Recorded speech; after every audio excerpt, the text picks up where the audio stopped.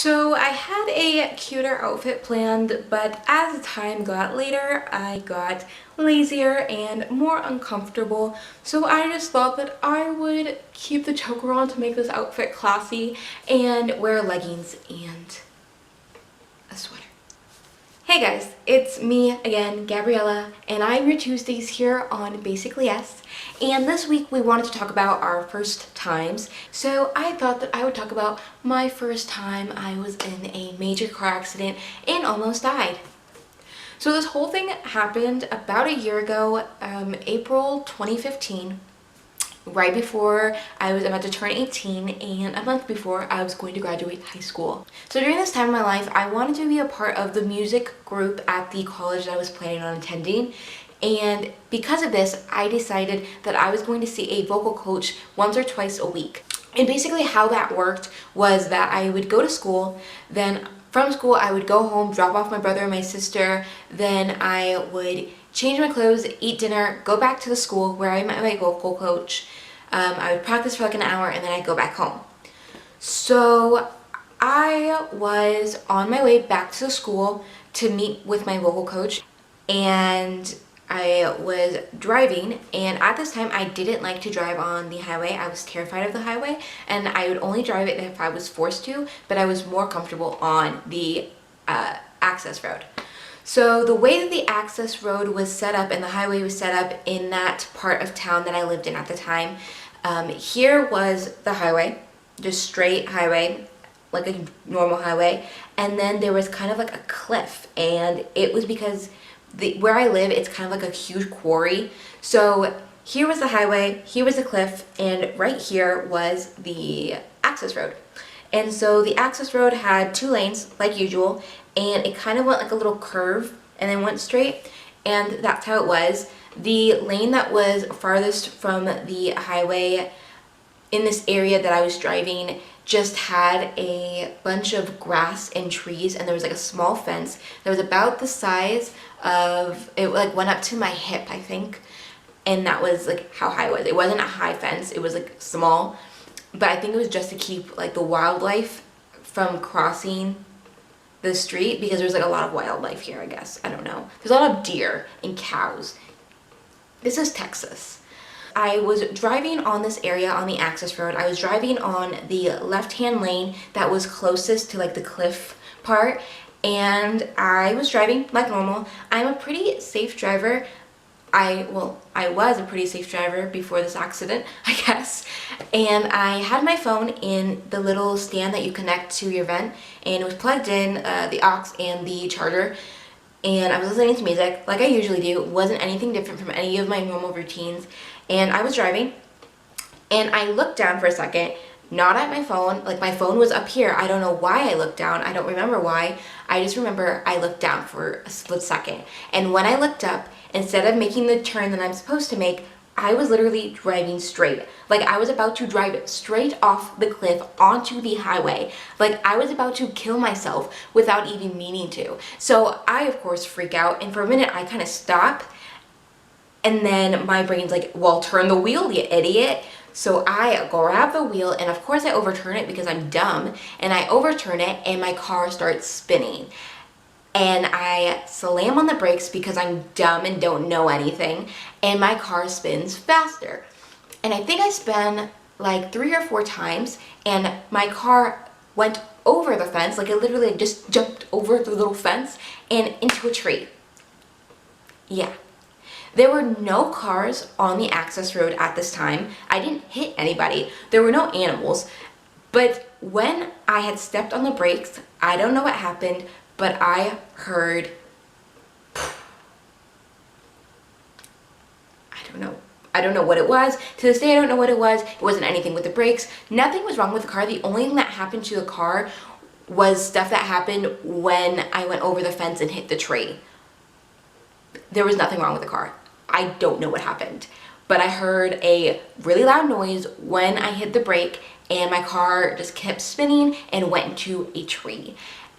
And when I finally hit the tree, of course I went forward, but I don't remember like going backwards, like not like a poof and hit my head. Like, I didn't do that. It was weird. Like, I didn't hit anything. The only thing that I hurt was my neck because of the seatbelt. Like, my seatbelt did a little line like this, like a scrape mark on my neck, but that was like the only thing that happened. So once I composed my thoughts, I turned off my phone, I like turned off the music, I unplugged it, and I called my mom. I didn't call the police. Why would I call the police? I called my mom because my mom wasn't gonna be mad at me because I just literally wrecked her car, because at this point I was driving my mom's car and I wrecked it. I wrecked it so bad, and I was like, well, I need to call her.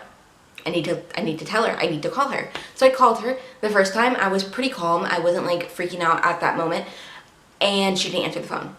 And then I started freaking out and I started getting angry, and I was like, why isn't she answering the phone? Like, what if I'm like dying and like I don't know it? Like, what if the adrenaline's hitting me but like I'm actually about to die? Like, what if I'm bleeding and I don't even see it? Like, I don't realize it? What if it's eternal? I'm thinking the worst, and I call my mom and she answers the phone and she's like, hey, what's up? And I'm like, I just got in a car accident. And she gets quiet for a second, and then she's like, what? And I said, I just got in a car accident. I wrecked your car. I wrecked your car. I'm so sorry. I wrecked your car. And I keep repeating that. And she was like, okay, just calm down, calm down. Are you okay? And I said, yeah, I think so. I'm not sure. I think so. And then she asked me, well, have you called the police? And I said, no, I called you. And she was like, okay, well, where are you? And I said, well, I'm between this street and this street where the service road is, behind some trees. You probably can't see me, but like I'm right where like the fence is, and I'm like right next to a tree. Yeah. And so she's like, okay, I'm gonna be right there. And not even like a minute later, the police, firefighter, and a van pulls up. And I take my seatbelt off and I try to open the door, but there's a branch right there that's blocking the door, so I can't get it open. So then the firefighter comes and he picks up the branch, and I open the door and he kind of helped me out of the car, and he's like, are you okay? And I was like, I'm not sure. I think so. My neck kind of hurts, but I think I'm okay. I'm not sure though. And he was like, do you think you need to go to the emergency room? And I was like, I don't know. I don't think so. I'm not sure. And he was like, okay, well, let's just get you out into like the clear.